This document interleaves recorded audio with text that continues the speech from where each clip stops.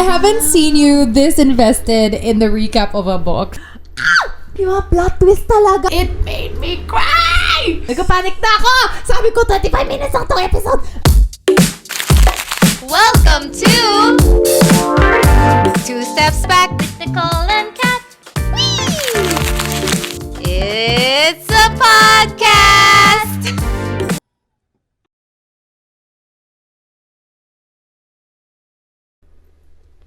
And we're back with our book recommendations. And thank you so much, guys, for tagging us with the books that you've been reading from our list.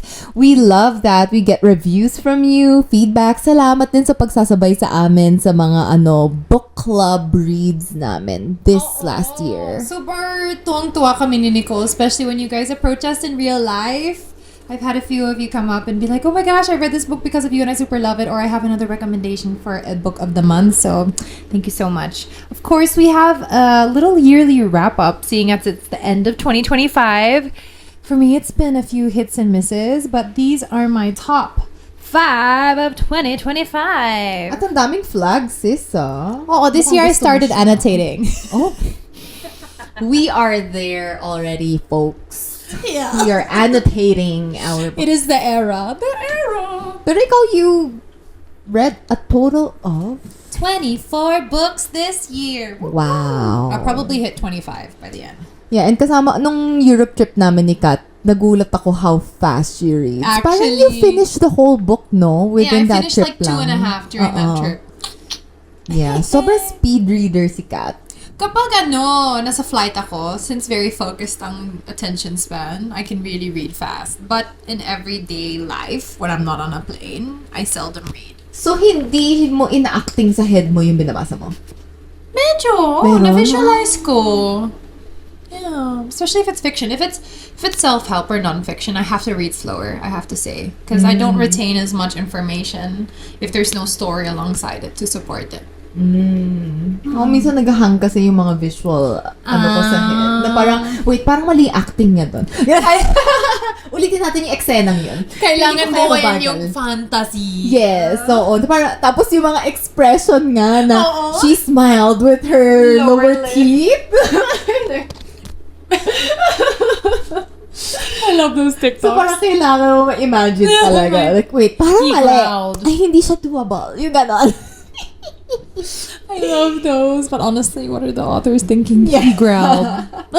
Yeah, he growled in her ear. Rar.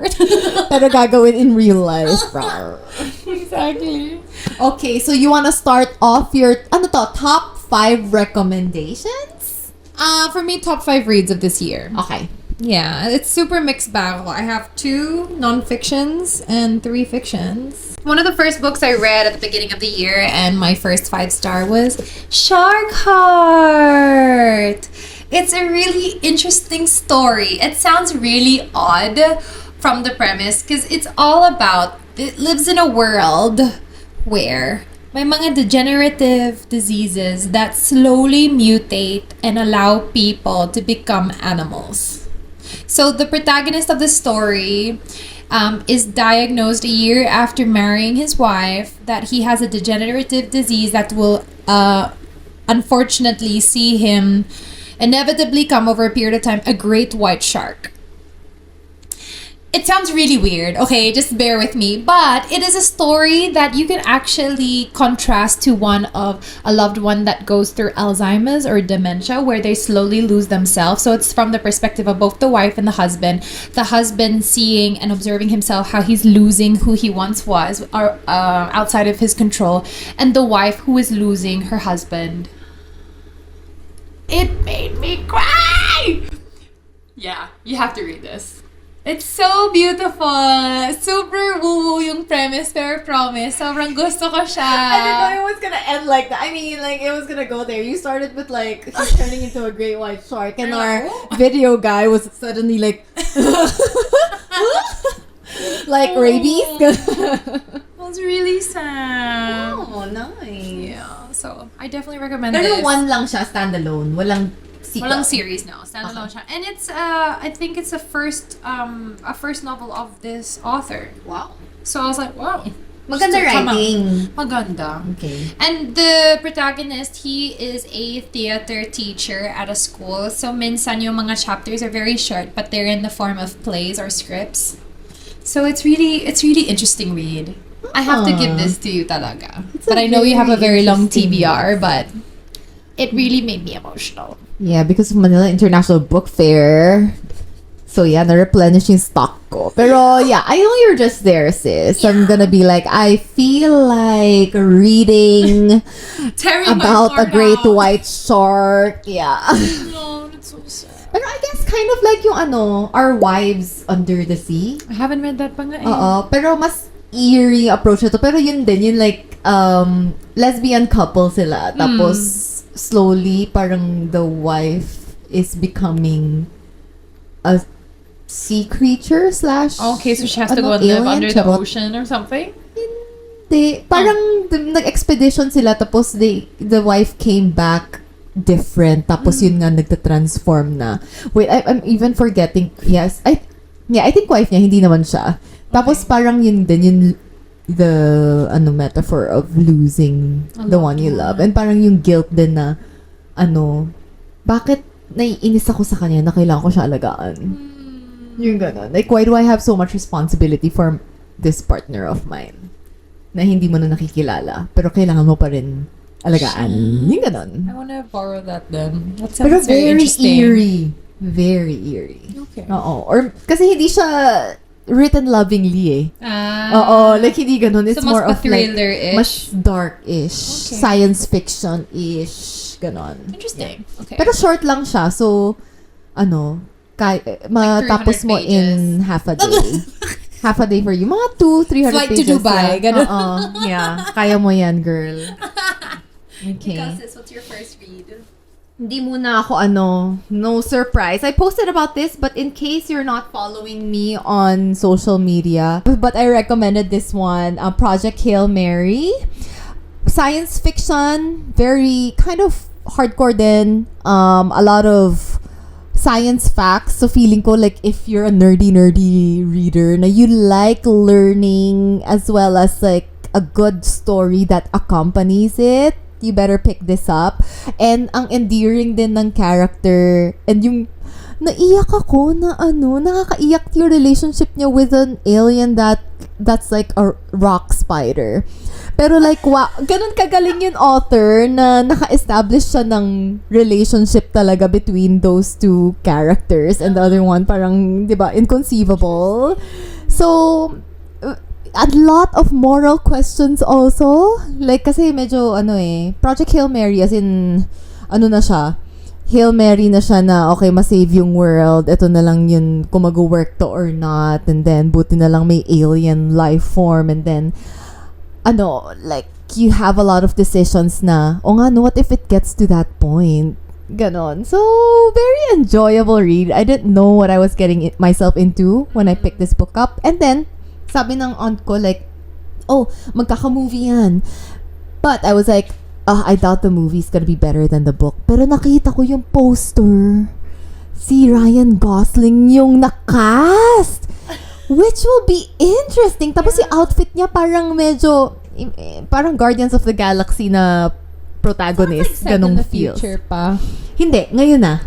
Okay. Oo. So, yeah. I also really want to read this. I've heard so many great things about it. Like, it's a great entry point sci-fi novel. Yeah. Now, it's a top read for a lot of different people, so... Tapos parang nadidilulo mo sarili mo na naiintindihan ko yung mga scientific terms. Yeah, that's how they do the experiments. And that theory, I agree with that theory. So, it's really well fleshed out. Well fleshed out. Na parang na-amaze ako sa mga authors na parang all parts of their brains are working. Na, how do you know so much about science? And then also write a good story and be able to execute good dialogue between the characters and have a emotional bubbles sporadically throughout the plot. That's amazing. So this book, I love this. Wish I could read it all over again. For the first time. Yeah. That's how you know it's a good book. If you'd really give anything to read it for the first time. Love that. I'm going to steal that. Okay, my next read is very random if you're comparing it to the other books I've mentioned on this channel. It's called The Intimacy Factor by Pia Melody. This year I really wanted to understand the dynamics of human relationships in a way that's not necessarily fleshed out in fiction, but more in nonfiction. This is not about physical intimacy. It's actually about the knowing of another person through being vulnerable, having boundaries, and being honest. So I learned so much. As you can see, I have many tabs here, but one of the main takeaways was the practical sense of if you're having a conversation or an argument with someone, because we can create assumptions about what's being said or what's being communicated. So the practice of saying, what I made up in my mind about what you said is, or what I'm understanding is, and it gives the person the opportunity to hear how you're understanding it back to them. It is so practical, and there's so many other things fleshed out in this book. I really, really enjoyed it. I think it'll be a great reference book for a lot of people, because I didn't realize, and I would love to do an episode on boundaries here on Two Steps Back. But I didn't realize that boundaries actually allows you to be intimate with a human being, because it allows you to show up truthfully as your authentic self. Because if you don't have boundaries, you either have walls, or you're either just like pouring out everything on this person, and perhaps they will become closed off. So boundaries actually allows you to see into another person. How will they become closed off? Well, siguro sometimes that's a tendency of people. Like, Ba't kayo ganyan? Ayun, so I really liked it. I think it's really interesting. Very random ang pick for me, but very practical. No, but siya. our audience really, they're looking for self-help books. So Yeah. that's an interesting one. Mm-hmm. And ever since actually binigay mo yung tip sa akin na yan, like how I'm dealing with communication at work now, I was like, I need to understand how you understand what I'm saying, because Yes. ito yung sinabi ko, pero ito sinagot mo sa akin. Ano yung pagkakaintindi mo? As in, dumating sa ganung point, I'm Oh, like, it's such a helpful thing. sis, though. parang ako floating head dito. na opaque. And you're like, whispering, Sisi, remember yung intimacy, something rule, keme. It's really, really good. So, ayan. I recommend. If ever you want to read a Pero yung non-fic. melody niya, last name niya talaga yan. Yung problema ko yun. Very stage name. Siya Melody. Hmm. Parang pen name. Okay. Yeah. Melody with 2 L's. Got it. Love it. Okay. My next read. Mag-audiobook muna ako. Kasi I've been spending more time driving this year than getting to just sit down and read and hold a physical copy. So, yung audiobook ko is Lady Tan's Circle of Women. Yeah, you were telling me about this one. Yeah, I raved about this one. Super. Tapos, lumabas sa algorithm ko rin na may TikToker na nagsabi na, this is such an underrated book. And I was like, yeah, that's so true. Kasi nakuha ko lang din siya sa 2-for-1 sale ng Audible. I was like, ooh, nice cover. Haven't read Chinese literature in a while. And I remember when I was a kid, I read like yung Chinese Cinderella. Oh, okay. Oo, so parang yun yung mga books that really molded me as a kid. Maybe dapat may episode tayo on that. Pero parang wow, I feel seen as a Chinoy. No, na parang, as a girl in a Chinese family. Yeah. Charot. Pero ito, like, ang dami niya kasing like, yung relationship niya with her husband, role niya as a mom, and as a daughter-in-law. So I was like,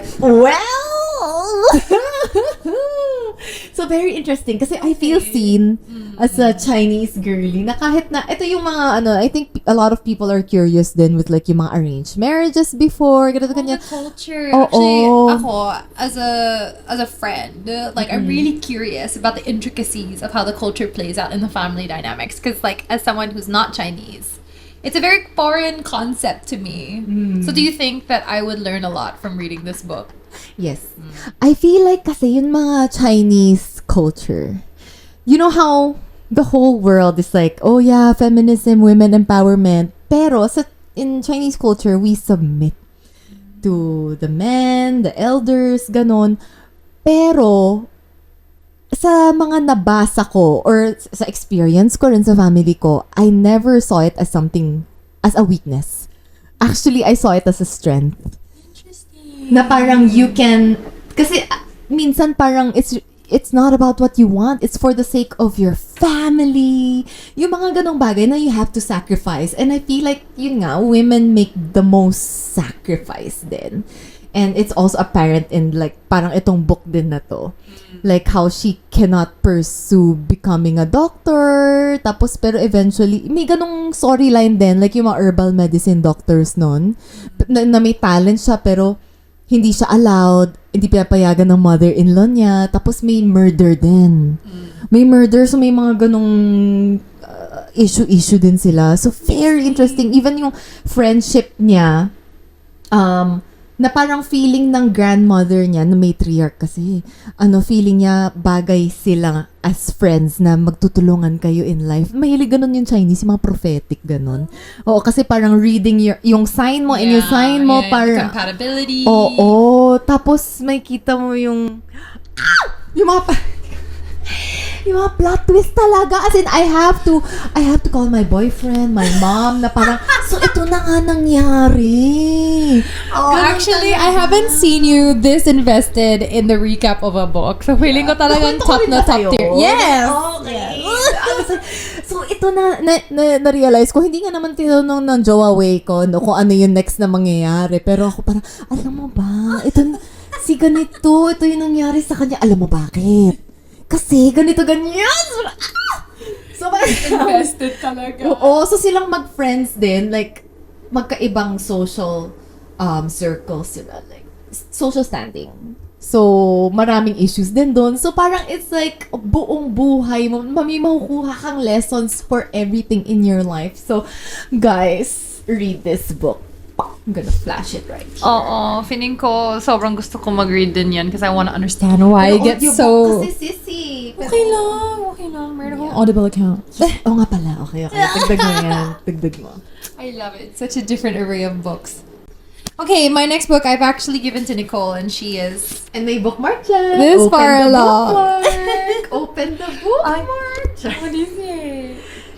Your best friends. Charot. Oh, picture nila sa masterclass. Yeah. Yun yung pang bookmark ko, yung mga photos from events. We have one up there from Denmark with Helena. Okay, so Legendborn, this is YA. And I've read a lot of YA this year, funnily enough. Actually, pabata ka na pabata, sis. I just Benjamin buttoning here. Sweet girl. So Legendborn, it's a fantasy YA series. It is based in a world where the myth of King Arthur and the Round Table exists, but they are there as like a guardian against like this demon world. Can I just say, while looking at you, then making kwento, parang ang hot nerd niya. Hot nerd! Okay, go, sorry. Intrusive thoughts, Nicole. So the way that the lineage of becoming a guardian of King Arthur is passed down through bloodlines, so it becomes like this elitist society of like the chosen ones, and it revolves around a group of kids, like they're 17, 16, and they're all just there living out their life. But if they're awakened by the call of King Arthur, ibig sabihin may talagang threat sa human world, that's when their powers will come through. And then the protagonist, she is just like drawn into this whole world. She discovers that she has a bloodline and powers of her own. So it's just really interesting. The thing I think I enjoyed most about this book is its handling of generational curses and also grief, loss of a loved one. I think it handled it in a way that didn't make it feel rushed or just tied up in this really neat package. I really resonated with how the author was able to write it out and to create this world around a mythology that feels very, for me, very drawn out and dry, because King Arthur has so many movies and write-offs and spin-offs that it's like, okay, how are you going to breathe life into that old mythology. And yet, I still know not of his stories. So, ayun, if you're looking for a YA fantasy, I would really recommend this. It is a series, and I finished the 3rd book thinking that that was the end. It is not the end, and the 4th book is not out yet, so there is that to consider. But this is my favorite out of all the 3 books in the series, the first one. If you want to read it as a standalone and not read on, I don't think you're missing out, to be honest. But if you get attached to the characters and you want to see what happens, it's a good series to latch onto. Are you enjoying it? Not really. Yeah. Kasi open mo yung book. Tignan mo kung gaano kaliit yung font, okay? Ang liit, be! So, parang ako na struggling to stay up until 1 a.m. just to read the book. It is very small font, I have to Medyo say. struggle talaga siya. Small font at 500 pages na siya. So, Yes. it's quite a big book. She's thick. She heavy. But I enjoyed it. It's one of my top reads this year. Yeah, pero I will fight through it. It just so happens na meron akong mas na-enjoy na book right now. You don't want to finish it. That's good. And, hindi ko pa siya natatapos as of recording this video, but I'm sure na matatapos ko na siya upon publishing this video kasi nasa 440 na ako. Yeah. And it's, paano ba ito sabihin? Katabasis? Katabasis. Yon. By R.F. Kwang. And One of your my favorite authors. As in, she's a type of author na hindi ko kaya i-pass up yung, like whatever titles she puts out there. And I super enjoyed this book. Medyo split yung reviews before, kaya hindi ko siya binili kaagad until I was at the Manila International Book Fair na 20% off siya. That's where you got it. Okay. Yeah, kasi I was like, maybe hindi worth it. Kasi people are like, parang they're overthinking it. Tapos yung iba sinasabi love story, but I don't think it's a love story. Parang self-journey siya. Yeah. Through hell. Reviews I've seen, I think it's more of that. Yes, Yeah, through through hell. hell. Pero I like kung paano kwento ng or create ng author yung version niya of hell. Kasi na may mga references din siya for like yung mga existing literature already. Dante's Inferno, And yung 7 so levels. many more others. So for this one, parang it's a good encapsulation of hell also. Like interpretation. Yun. Interpretation na parang kunwari the level na cruelty and violence. Like, ano ba yung difference ng violence and cruelty? Cruelty is like with malicious intentions. Violence is parang nagkakagulo lang sila. Yung desire, what does desire look like? Pero it also doesn't necessarily super dabble in the world building in terms of like masyadong moral ascendancy. Yung mga ganun, like yung, it's not spiritual actually. It's not, parang very maganda talaga yung pagka-handle niya. And throughout the book, na-amaze lang ako how R.F. Kwang's brain works. And it's also that type of book na ang daming elements like Project Hail Mary. Na for example, ito, hell, philosophies, tapos may magic din pala, they're magicians. And then, academia, like, parang lagi, from Babel pa lang, laging nakakwento ng author yung struggles niya in academia and how it could be so obsessive and toxic. Yung mga ganong things. Yeah. So, parang yung character ngayon, nagja-journey siya to find the purpose and self-worth niya. Like, yung mga things I put value in, na talagang I put my whole life into, is it even worth dying for? Ganon. Pero hindi siya masyadong, too on the nose. Okay. Maganda. Kakaiba talaga magkwento tong si R.F. Kwang. Yeah, that's why I'm also on the fence about reading that book. Because the reviews that I've read about it, parang sabi na, yung usual detractors are like, it's very academic language. So if you're not an academic, people are arguing like, you're not gonna get it. But like, the way that I've heard other people talk about, she's just like an incredible author that's able to like put all these things together. So I'm actually kind of curious. And so far, nasa may tail end na ako ng book, parang I think magiging satisfied ako finally with an ending by her book. Kasi like yung sa Babel, I only enjoyed it nung first chunk of it. Pero by the end, parang, yeah, the ending makes sense. Pero I didn't feel satisfied. Okay. Ganon. So, ito promising siya. Might be her best work yet. Wow. Yeah. And So, that's I'm your very pleased. third R.F. Kuang book that you've read. Kasi Yellow Face. Ay, the fourth. Poppy War pa. Poppy War. Pero ang galing niya dun sa Poppy War. Series yun, diba? History, Opium War, ganon. Hindi siya series. Akala ko serious. Oh yeah, series siya. Pero I stopped because it was sabi too mo, it's too graphic. much. Yeah. Like, first time hindi ko kaya talaga that book. Like, sobrang graphic. Pero alam mong, kinailangan niyang i-describe yun. Okay. So, yeah, intense. Anyway, but this one, really good. Interesting. And you feel smarter also after this. Totoo, kasi may mga refer siyang studies and you're like, kunwari naaral ko yun sa college. Pero a lot of Google searching din ako. Oh. And nadami ko rin siyang na-highlight, actually. Cool. Yeah. Love the highlighters, especially the erasable ones. Yeah. Tsaka maganda talaga yung, like yung may mga self-deprecation pa siya. Tsaka yung kino-call out niya yung mga nagpapaka-matali. Yung feeling matalino. Okay. In a funny way. So, parang smart humor. Oo, sabi mo Nerd na-enjoy humor, mo nerd yung humor. banter dyan. So, I was like, okay, interesting. Yeah. So, yeah. Love it.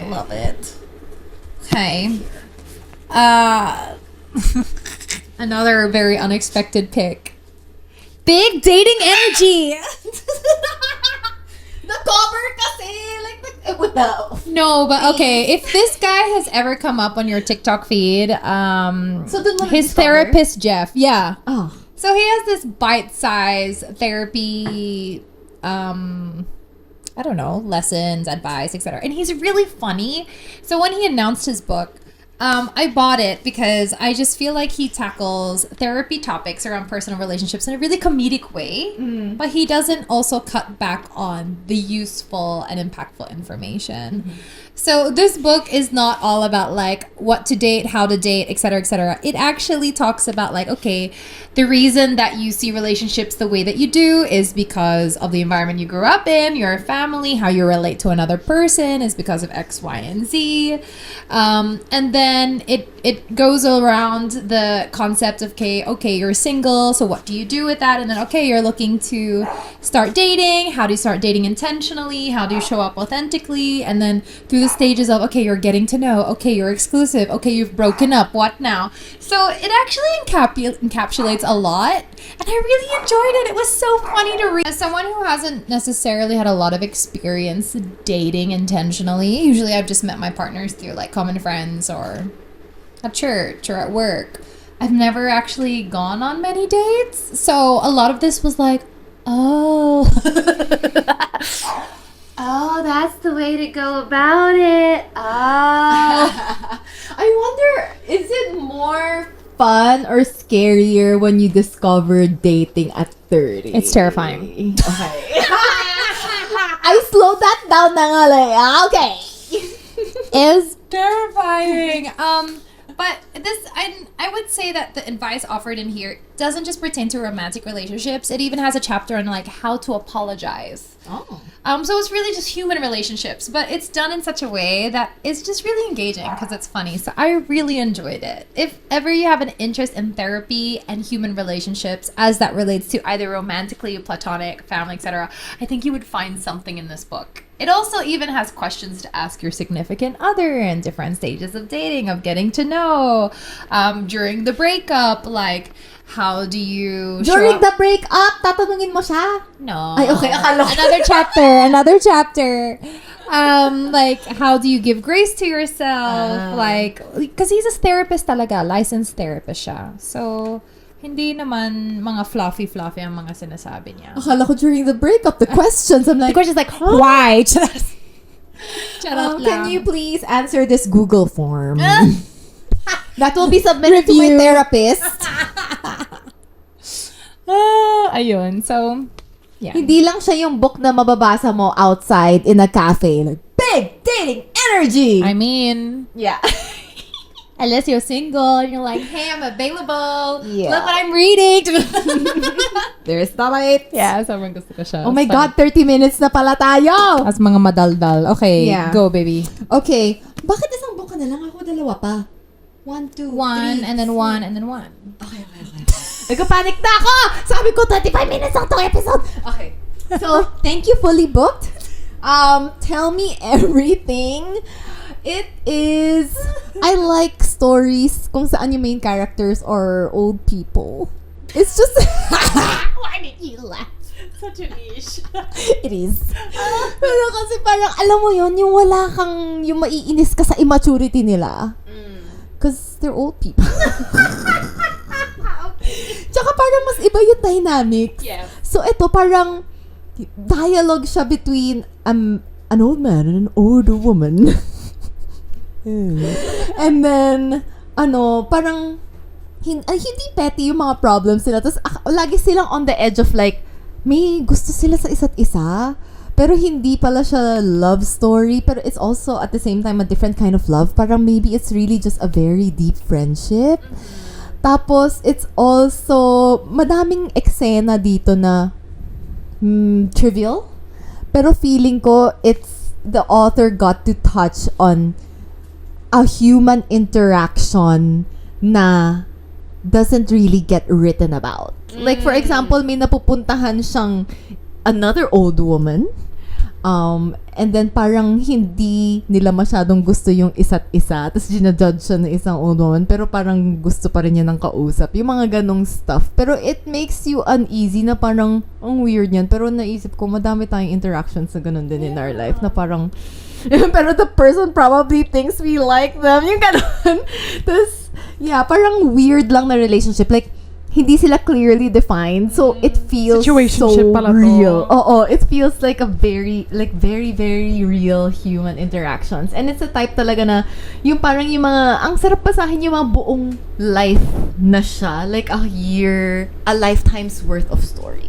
So yeah, thank you Fully Booked for sending this one over. Kasi I never get to see it sa recommendations on TikTok or something. I've So never heard anything about it actually. yeah, so slow read, cozy read, and comforting. Love that. I'm down to my last book and my most recent 5-star. And I'm reading The Grace Year at the moment by Kim Liggett, which I think will be another 5-star, but I haven't finished yet.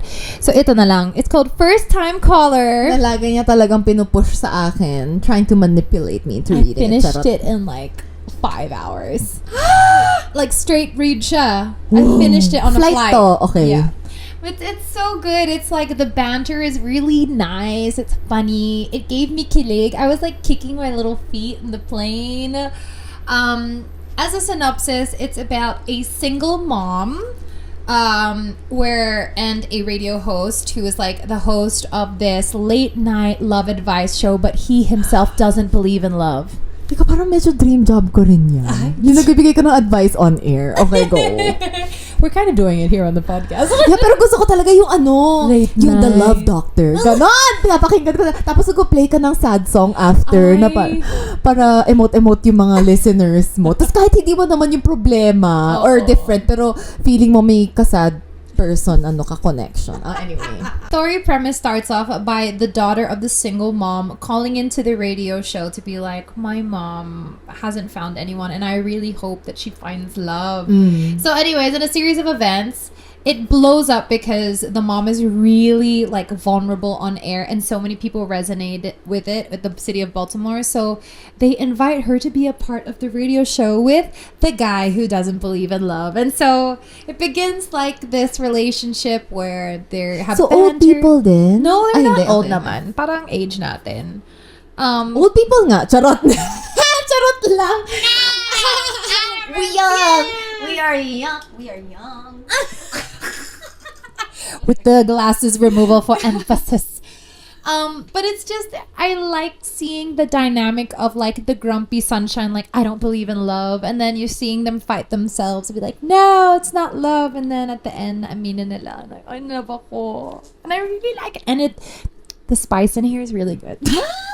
Talaga? Spice siya. Yeah, it's not OA, but but sakto. nice. Sakto siya. So, very rom-com siya with a little bit of spice. Okay, sige nga. I think, really good. Tsaka ang cute ng cover niya. Yes, it's super cute. I really enjoyed it. Kaya haramin ko yan. There you go. Pagka masyado na heavy yung binabasa ko. Okay, in contrast to a love story, thank you also Fully Booked for sending us this. Recommend ko din to kay Kat eh. So, good material. At, hindi ko rin expect na about the guy's perspective siya ng breakup. Oh. Very interesting! So, na-enjoy ko siya sobra basahin. Kasi, parang hindi masyado nasusulat yung literature na yun. It's always like the girl.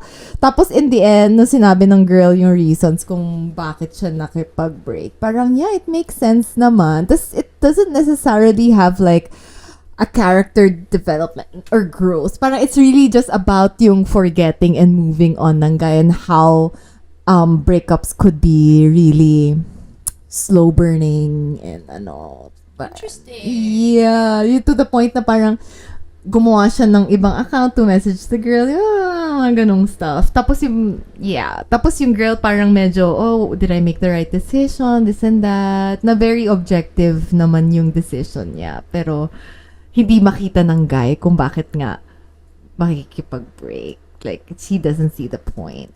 Interesting. I had no idea that that's what the book was Yeah, so it's no idea what I'm getting myself into kind of book once again. Siguro kasi thank you Fully Book for giving us books for free so we get to be surprised by the stories instead of like getting yung mga nabibiktima tayo sa book talk na hindi naman maganda. Pero pipilitin namin tapusin kasi mahal yung book. Pero those are our recommendations, I guess. Yeah, that's our top reads for 2025. We would love to hear like what your top reads were this year, if any. Well, hopefully you had a good reading year too. Please leave them down in the comments on our Facebook, Instagram, YouTube, where maybe you're watching us here. If you're listening to us on Spotify, you can leave it in the comments there as well. That's at 2 Steps Back Podcast. See you guys. Happy reading. Bye.